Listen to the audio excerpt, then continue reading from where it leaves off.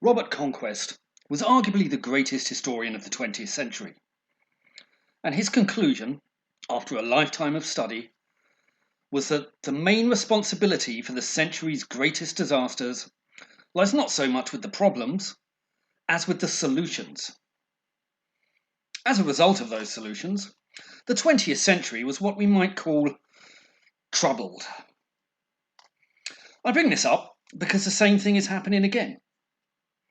Large numbers of people are attempting to address what they see as problems in the world, but all they are doing is making things worse. Much worse. The world is sliding into derangement, and the current mania is following the same four-step process that repeatedly led to carnage in the 20th century. A group of people claim to be oppressed by a privileged elite. They make hysterical claims which exaggerate issues and twist evidence. They respond with violence, rioting, wide-scale destruction, and demands of submission. And the wider, moderate wing of the movement condones, defends, excuses, and apologizes for the radicals. Thus inflamed, the destructive path that has been started on continues to escalate. Now, there's usually a kernel of truth behind the ensuing mania, and this allows the activists to argue that their most alarmist claims are true, even when such claims fly in the face of all demonstrable evidence. Yet any counterclaims, any balance, any attempt to introduce a bit of reason or perspective gets screamed down by a furious mob. You'll stop me when any of this sounds desperately familiar. The upshot is, we are set on a pretty worrying trajectory. And the annoying thing is, there's absolutely no reason at all for this to have happened. We live in the most free and tolerant societies on earth, but a lot of people have decided to act as if we live in the most corrupt and repressive regimes in existence. And their response has acted to significantly increase the societal strife and division they claim to oppose. It's a pretty predictable development for those of us who studied history, and it's going to get a lot worse before it gets better. I'm not necessarily saying it will get as bad as the 20th century, but what I am saying is, it's a good idea to change course before we find out just how bad things will become. The present furore is about racism. Yet there are two main problems with the current approach. The first is that it's based on a lie, and the second is that it's significantly worsening the problems that it hopes to address. Now, that's not to say that racism doesn't exist, or that there aren't issues to address in American policing. Racism clearly exists. This is undeniable. But it does not define our society, and it's a critical error to conclude that it does. More than this, we end racism by forgetting about it, not by obsessing over it. Instead of attempting to unite communities, Black Lives Matter is dividing them. The movement's stated policy is to desire chaos instead of order. But the student of history says, be careful what you wish for. If you want to know how to do protest properly, you look to Martin Luther King, you look to Gandhi. Because we have to ask, is this current campaign making the world better? Or is it making it worse? And we have to conclude, it's clearly making it worse. The fact is that the George Floyd incident was an aberration against Western society, not a reflection of it. And that's clear from any sensible evaluation of the evidence. But that evaluation isn't happening. In fact, the opposite is taking place.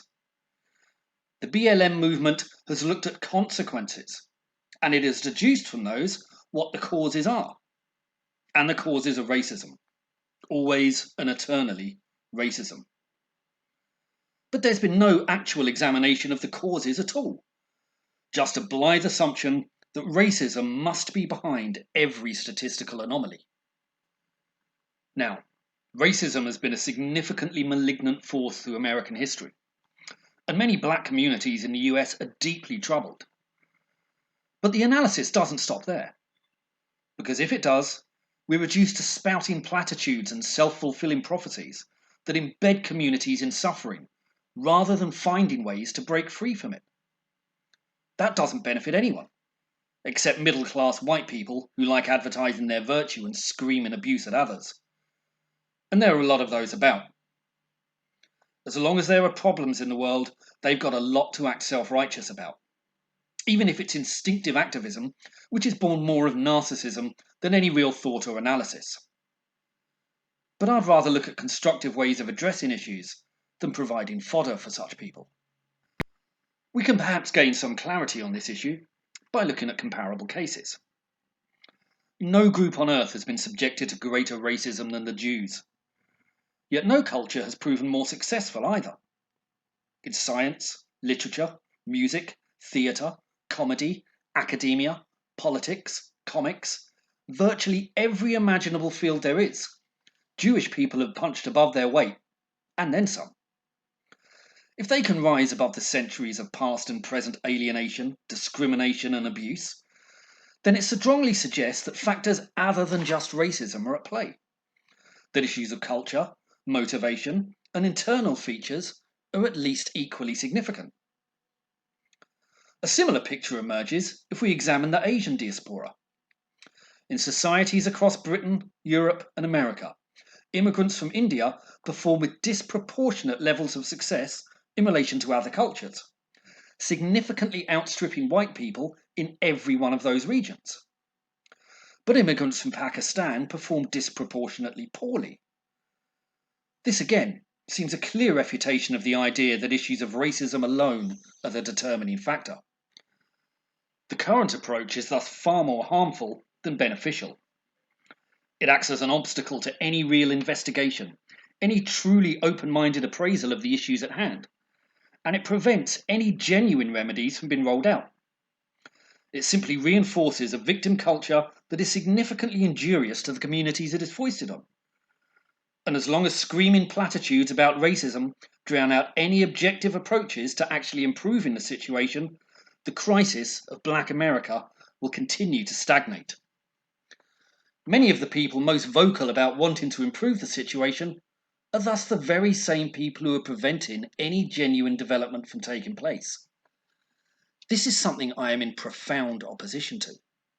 If we're looking at particular communities, we have to ask, do they accept any responsibility at all for their circumstances, for the condition of their communities, for their success in the societal and professional fields, and for their relations and interactions with the police? I think it's reasonable to suggest that they accept at least some responsibility there. But the BLM movement appears to disagree, because their answer to absolutely everything is racism. Yet this just doesn't help, and this shouldn't need to be explained. It's pretty universally accepted that if you tell a child or a young person that they'll never amount to anything, that everyone hates them, then you will significantly damage their chances in life. Whereas if you encourage them, you will benefit them enormously. Yet exactly this approach is taken with millions of people. If you tell a certain community that they live in a racist society, that they have no hope of advancing, that everyone hates them and hopes to oppress them, and that their prospects are zero, they will react accordingly. They will consider themselves victims. They will bristle with resentment. And they may spurn long-time career goals for the short-term hit of criminality. And that response will destroy their prospects and confirm to them that they do live in a racist society, that they were right all along. But if you inform those same people that the world is tough, life is hard, racism exists, and they will certainly encounter it, but that if they apply themselves, then they actually have the chance to become anything they want in that society, even president, then you can benefit them enormously. It also happens to be true. Now, I'm not suggesting for a second that these problems will end overnight if you change the narrative, but it's a start. And we also have to ask, what have been the real-world results of the BLM campaign? Thousands of poor black communities and poor black homes have been destroyed. Poor black businesses have been looted. At least 40 poor black people have been murdered in riots, while significant numbers of people have been pushed into opposing their agenda. None of that helps. I'm all for positive action that can help try and turn the situation around in these communities. But this current approach is entirely negative, destructive, and counterproductive. I'd like to just make one more point about this movement. Considering the way he died, has anyone thought that maybe kneeling is a slightly inappropriate way to show support for George Floyd? Shouldn't there have come a point when someone put their hand up and said, maybe it's not such a good idea? I think that's a possible indication of the lack of thought that's gone into this movement. And I think some people just don't know how ridiculous they look bowing to this monolith. I'd like to congratulate Dominic Raab for having the courage to refuse to play ball, and for doing so with considerable charm and grace. He was attacked for that, naturally, because a significant slice of the left have become so used to people cowering before their activism that they've come to expect it as a right. That's really quite stunning arrogance. And it's time, to my mind, for a bit of calm and a bit of perspective. But the BLM movement is the polar opposite of that. And that's why I won't be kneeling either.